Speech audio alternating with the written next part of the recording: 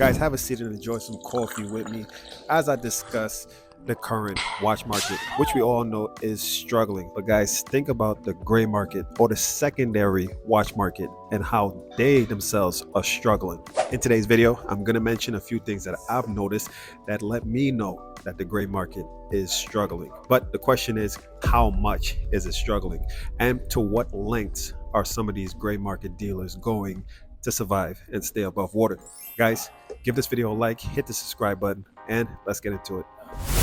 So guys, of course, before I get into this video, I'm going to do a wristwatch check.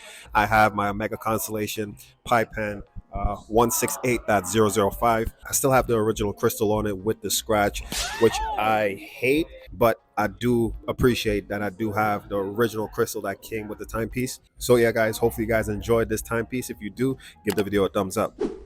So now let me start with the first company that I've noticed, and that gray market dealer is CRM Jewelers. Beautiful family company based in Miami, Florida. But guys, like all or most of the gray market dealers, they are struggling. They primarily focus on the hype pieces, the modern pieces like AP, the AP Royal Oak, the Paddocks, the Paddock Nautilus, the Rolex, the Mariners, the GMTs. That's what they mostly focus on, whatever they could get in and get out very quickly. Now, if you guys too are supporters of their channel, you may have heard them mention on a few occasions that the business is feeling the effects of the economy. The price competition, and is CRM becoming a Raffles company? Well, let me tell you what the client said. I used to enjoy your content a lot more when you guys were just selling watches. You know, now it's just about this raffle stuff and your giveaways. Why don't you guys go back to selling watches? To think that this is a scam just because there's a watch company that's being a little creative and trying to survive a difficult time is kind of ridiculous. So with them admitting it, of course, that's just proof that they are struggling.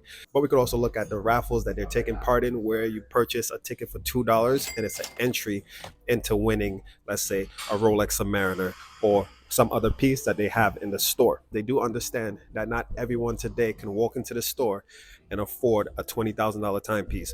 But collectively, if you put it into a raffle, you put it into a competition, a lot more people have an opportunity. So that's their way of getting that piece sold, getting the funds. I don't know how much. I'm actually curious to how much money they make, if it's more than the actual timepiece or if it's the market price for the timepiece. I don't know.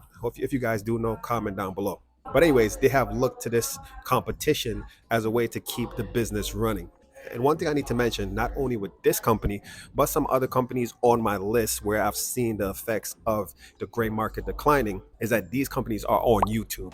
So not only are these companies generating revenue from selling timepieces, but you have to also include that maybe it's their YouTube revenue that's keeping them afloat, that's keeping the doors open. I definitely love what they're doing, especially as a family-based company. You know, working with your sister, working with your cousin, your brother-in-law, your son. It's like a cool concept that not a lot of people are able to enjoy. So hopefully with what they're doing right now with the raffles and also with their YouTube channel, they could actually survive this storm of the declining market. Now the next company, well, not a company anymore, but TPG, Timepiece Gentleman with Anthony Ferris. We all know that he had a huge rise in the YouTube world as a gray market dealer selling these hype modern pieces. But we all know recently that he was arrested for fraud and a whole bunch of other stuff.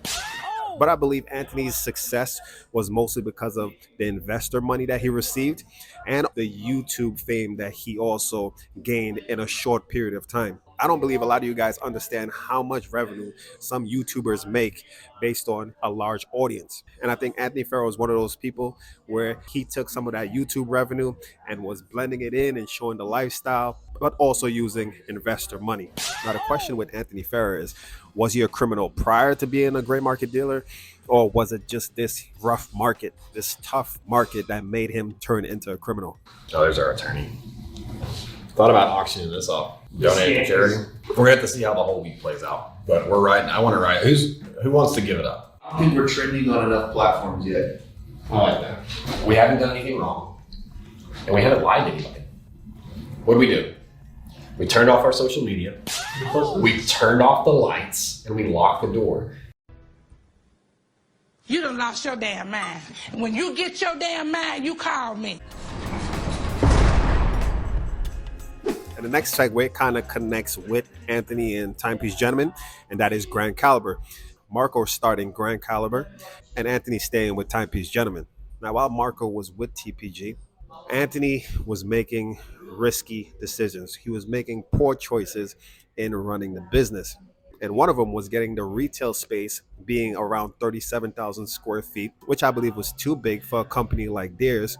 Yes, you can have huge dreams and aspirations, but you do have to manage your risk. You have to look at the climate, you have to look at the economy, and make strategic decisions, which I don't believe they did fully. So when Marco and Anthony separated, Marco was pretty much left holding the bag, so to speak. So he had to try and keep his head above water with some of the poor decisions that, well, I don't want to say Anthony made, but the team made at that time. So you'll see what our store will look like. This is just where we're drawing inspiration from. Right. It'll be exciting to have this launch in 2023 because this year it's like we're figuring things out, right? We're rebranding, things like that. And then you turn the calendar year and it's a brand new start, new store. Yeah, exactly. Basically. New Year resolution, sell more watches, right? New Year really knew me. This is like really knew me. Like this is going to be a vision that the team's going to put together, and I hope we execute it perfectly because once this is done, people will be flying from all over the world to see this. That's the idea. We want people to be. This is a destination. It's gonna be a showstopper. Yeah, it's going to be a place that like if you know, you know. If you know it's here, this isn't going to be on the ground level. Security is going to be nice here. It's going to be tight. And more importantly, it's going to be very classy and it's going to be a very enriched experience for anybody who comes and checks this out. So currently, that space, that 27,000 square feet unit office that they were in is on the market because it's a huge overhead to actually carry that every month. I believe it was a poor decision to get a second floor, huge space where there's no foot traffic. Now, if it was a ground level where, foot traffic, people walking by could actually see what's going on, see the merchandise, that would kind of make sense. But to be on the second floor where it's just maybe like appointment based or just people on social media who know of the company, that's not a smart location. That wasn't a smart office space to have in the first place. Now, the last company I'm going to mention that I've noticed a little bit of struggling is Luxury Bazaar. But the unique thing about Luxury Bazaar is that's one company that's been around for a long time. They have their foundation set. The owner of Luxury Bazaar could weather the storm. He could probably forecast what was to come and make the necessary adjustments so that they don't struggle as much. Now, lately, I've noticed a lot of their salespeople are dropping like flies. I don't know if that's strategic, that the company is letting them go, or the salespeople themselves are just moving on, hoping for better opportunity because I guess sales are down or the commission isn't enough. Who knows what the circumstances is.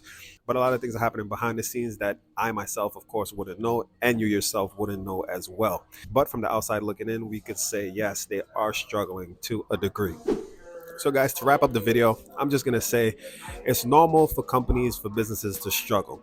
I'm not trying to beat on the gray market. I'm just mentioning something that I've noticed. And of course, I'm going to show companies that have YouTube channels because that's a great way to see the ins and outs of these companies. I also need to mention that making mistakes is normal. But the thing is, when you make these mistakes, are you able to recover and not repeat the same mistakes twice? So hopefully these companies that I mentioned in this video could weather the storm and make it to the other end of all of this madness that's going on in the economy. And I want you guys to comment down below your opinion on everything that I've mentioned in this video. Give the video a like, hit the subscribe button, and stay tuned for the next video.